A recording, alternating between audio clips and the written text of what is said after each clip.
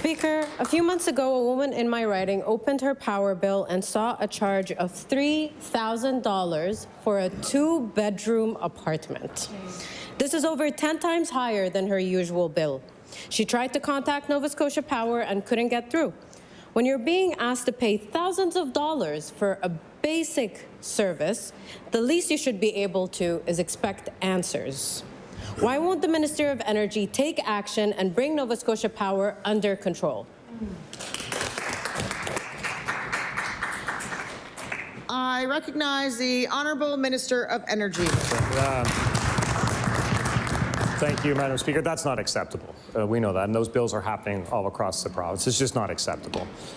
We've been very clear on our position on Nova Scotia Power. We're very clear and very active in the rate increase application that is before the Energy Board at the moment. We've filed a very detailed response. I hope the board sides with us and not only disallows the rate increase they're going for, but holds them to account on a number of other issues, Madam Speaker. So we will continue to do what we can to support Nova Scotians, but it's absolutely not acceptable what's happening right now, for sure. I recognize the Honourable Member for Fairview Clayton Park. The Minister of Energy should be able to do more than just write op-eds and letters.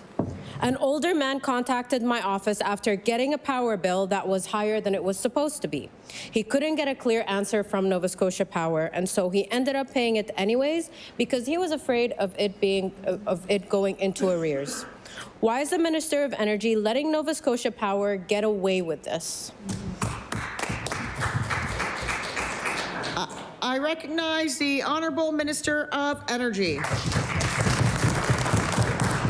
Madam Speaker, there is an independent energy board formed with the UARB. They make decisions on this. We all have an opportunity, but we have to respect their independence. But where we could act, we did. We certainly took significant action in 2023 when Nova Scotia Power had accumulated over $100 million in the fuel adjustment mechanism. We worked with the federal government, worked with Invest Nova Scotia to help defer that and mitigate that cost. Otherwise, power rates would have went up by 10% just at that moment, 10 to 15%. So when we can act, we do act. There's a lot of work to be done, Madam Speaker, but we have to respect the independence of the board for sure. And we need to diversify the grid. That's why I encourage the member to get behind us on the push for developing our own onshore natural gas to help diversify and bring rates down, Madam Speaker.